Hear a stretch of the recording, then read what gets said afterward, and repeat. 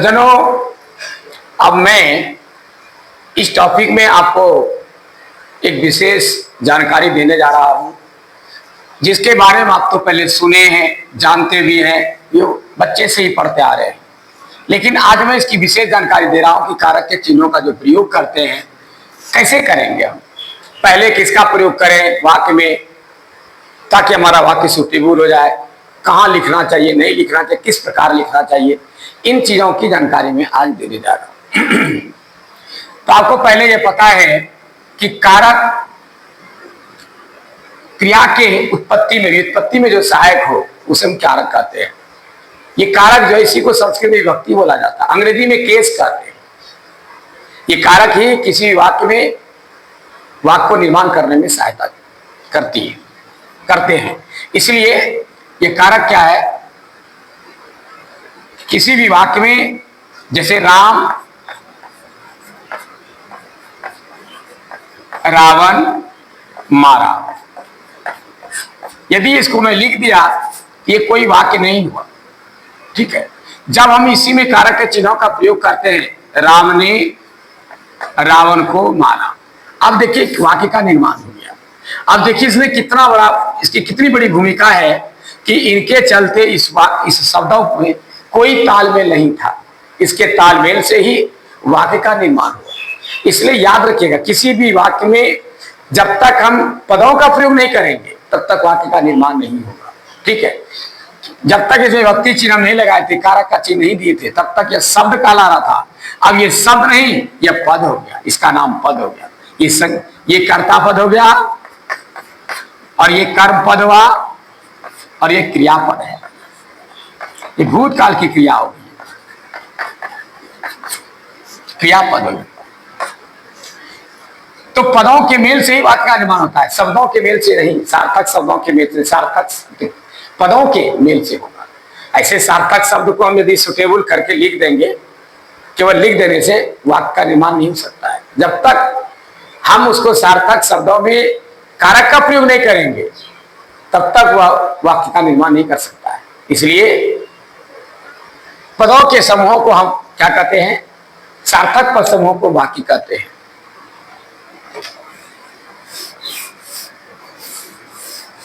आपको ये पता है कारक के 8 भेद हैं। सबसे पहले कर्ता है,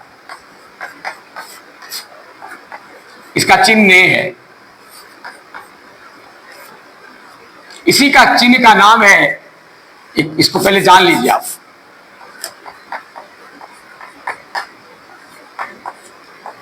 कारक के चिन्हों को हम परसर्ग कहते हैं।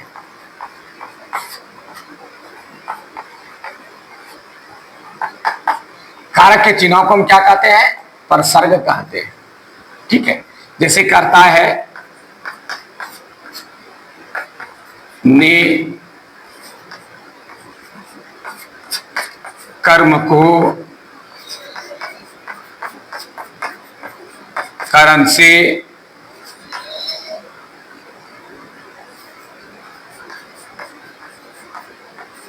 संप्रदान को के लिए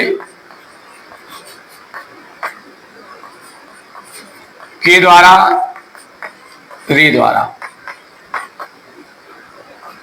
रे लिए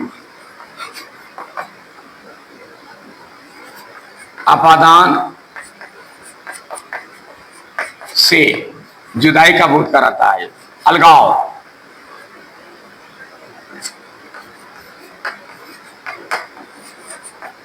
संबंध का वक्का के, की, रा, रे, री, ना, ने,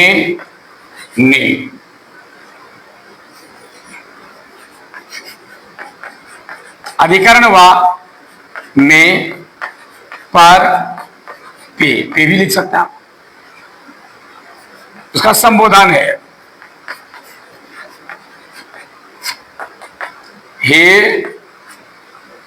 हो, अरे, ये आपका चिन्ह है। इसका प्रयोग हम कब, किसी वाक्य में जब हम प्रयोग कर लेंगे तो कैसे करेंगे, ठीक है। कैसे पता चलेगा कि हम पहले किसका प्रयोग कर दें? जैसे कोई वाक्य है, ठीक है, तो कोई वाक्य है, यदि सभी चीज का प्रयोग उसमें करना है, मान लिया जाए कोई ऐसा वाक्य है जिसमें सभी कारक के चिन्हों का प्रयोग करना है, तो हम सबसे पहले किसको प्रयोग करेंगे? तो याद रखिएगा, सबसे लास्ट में जो लिखा गया है सबसे पहले इसी का प्रयोग होता है, संबोधन। ठीक है, हे कृष्ण, क्योंकि पुकारना चिल्लाना है, इसका प्रयोग सबसे पहले होता है। समझते जाइए, नंबर 1। ठीक है, संबोधन का प्रयोग सबसे लास्ट संबोधन है, लेकिन सबसे पहले इसका प्रयोग करते हैं, हे कृष्ण। और सीधा चले आए कर्ता पर, उसके बाद कर्ता का प्रयोग होता है, राम ने। ठीक है, हे कृष्ण राम ने।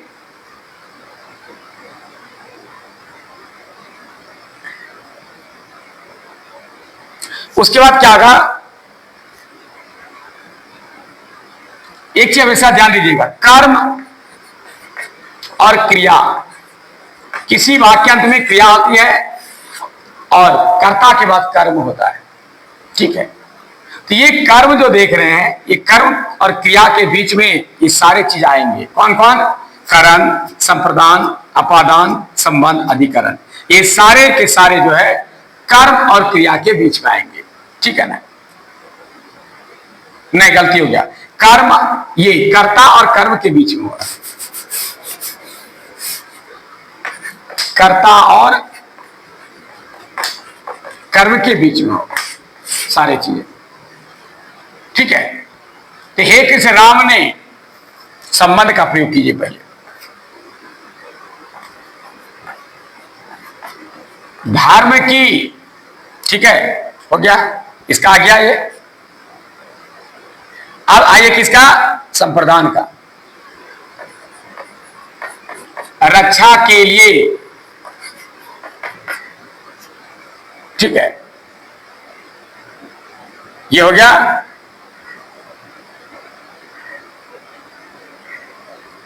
अधिकरण, उसका आ गया अपदान, वन से आकर।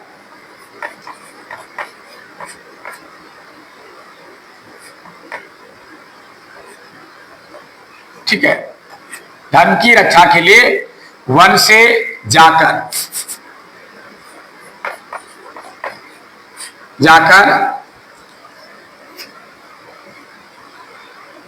लंका में।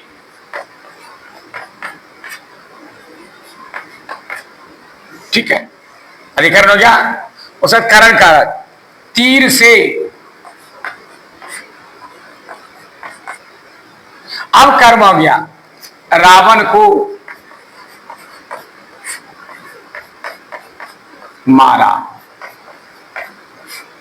ये देखिए, सबसे पहला यहां एक 2 3 4 5 6 7 8, आठों कारक की चीज। इस तरह से यदि प्रश्न किया जाए कि एक ऐसे वाक्य का निर्माण करें जिसमें आठों कारक का चिन्ह आ जाए, तो ये आपका हो गया, हे कृष्ण राम ने धर्म की रक्षा के लिए वन से जाकर लंका में तीर से रावण को मारा। यानी कर्म और क्रिया एक साथ होगा। ठीक है, यदि क्रिया विशेषण है तभी इन दोनों के बीच होगा। क्रिया विशेषण जो है हमेशा क्रिया के पहले होता है, याद रखिएगा। क्रिया विशेषण जो होगा वह क्रिया के पहले होगा, यदि मारा है इसके पहले होगा। ठीक है ना? क्रिया की यदि कोई विशेषता बता रहा है, रावण को तेजी से मारा, अब तेजी से मारा, धीरे धीरे मारा, गिरा कर मारा, जो भी हुआ, इसके क्रिया की जो विशेषता है इसके बगल में लिखा जाएगा। बाकी जितनी भी व्यक्ति चीज का प्रयोग किया जाएगा, हमेशा याद रखिए कर्ता और कर्म के बीच में, देख रहे हैं ना, कर्ता और कर्म के बीच में है और लास्ट में क्रिया है। इसी चीज को समझाने के लिए मैंने इतनी बातों का प्रयोग किया। यदि आपको पूछा जाए तो 8 कारक का चिन्ह है, तो आपने इस तरह समझ किया। यदि आपको एक हटा दे तब किसी एक को गायब कर दीजिए, हे कृष्ण राम ने धर्म की रक्षा के लिए वन से जाकर लंका में रावण को मारा, इसको काट दीजिए, सात व्यक्ति का चिन्ह हो गया। यदि आपको कहे 6 व्यक्ति का चिन्ह है तो हे कृष्ण राम ने धर्म की रक्षा के लिए वन से जाकर रावण को मारा, ठीक है, लंका में खत्म।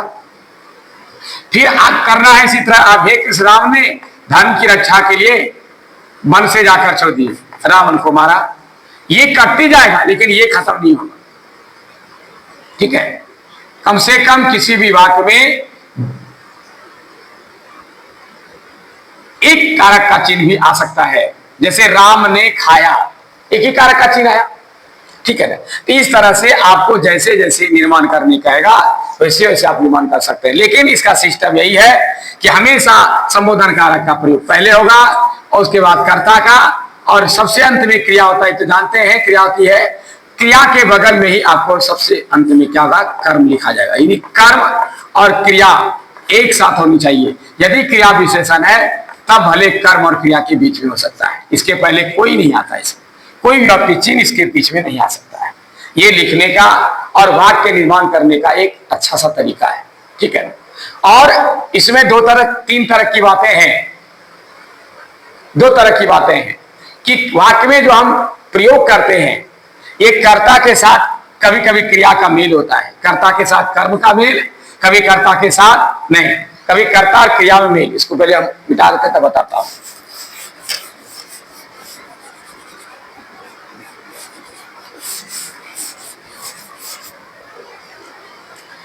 वाक्य निर्माण में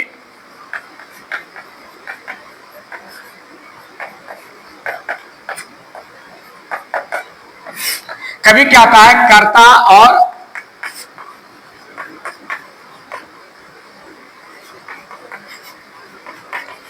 क्रिया के मेल से बनता है।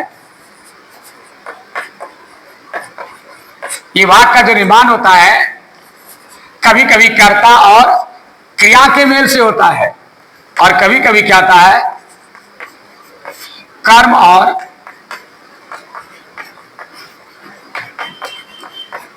क्रिया के मेल से बनता है। उदाहरण के लिए कर्ता क्रिया का मेल क्या हुआ, सीता ने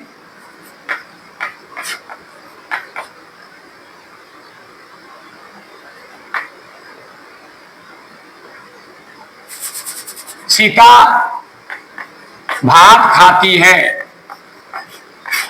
ये देखिए, सीता भात खाती है, ये कर्ता और क्रिया का मेल हुआ।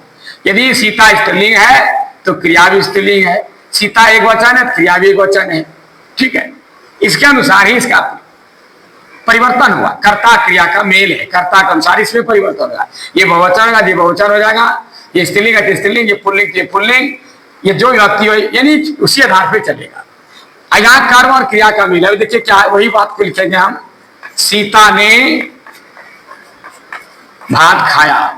अब देखिए आपका ये गलत है, जब इसमें कर्ता का नेचि नहीं था, ठीक है ना, तो कर्ता और क्रिया का मेल था। अब वही कर्ता में जब नेचि आ गया तब यहाँ कर्म और क्रिया में मेल हो गया। देखिए आपने देखा कि ये सीता स्त्रीलिंग है, लेकिन स्त्रीलिंग होते हुए भी यहाँ खाया पुल्लिंग का प्रयोग किया गया। बोलिए आप कहेगा हिसाब, ये तो वाक्य गलत है, ये तो स्त्रीलिंग है, कर्ता स्त्रीलिंग है तो क्रिया पुल्लिंग कैसे हो गया। लेकिन याद रखिएगा ये इस आधार पर नहीं हुआ है, ये कर्ता और क्रिया के मेल से वाक्य का निर्माण नहीं हुआ है, ये कर्म और क्रिया के मेल से बना है। कैसे जानेंगे, जब कर्ता में निचिन का प्रयोग हो, याद रखिएगा इस बात को, जब कर्ता में निचिन का प्रयोग हो तो कर्ता का पावर सीज, इसका वैल्यू खत्म, अब इसका क्रिया का परिवर्तन कर्म के अनुसार होगा। इसलिए भात पुल्लिंग है, आपको आप पढ़े लिंग में कि तो कारण जितने शब्द वो स्त्रीलिंग होते हैं, अपवाद में है दांत भात गीत भूत खेत खत सर्वत, तो उसमें भात पुल्लिंग है, इसलिए भात के अनुसार यहाँ खाया लिखा गया, ठीक है। इसे जो नहीं जानकारी है जिसको है वो सीधा कह देगा तो गलत है, सीता स्त्रीलिंग है, खाया कैसे हो, इस बात को याद रखिएगा। और ये सिस्टम सिर्फ भूतकाल में ही होता है,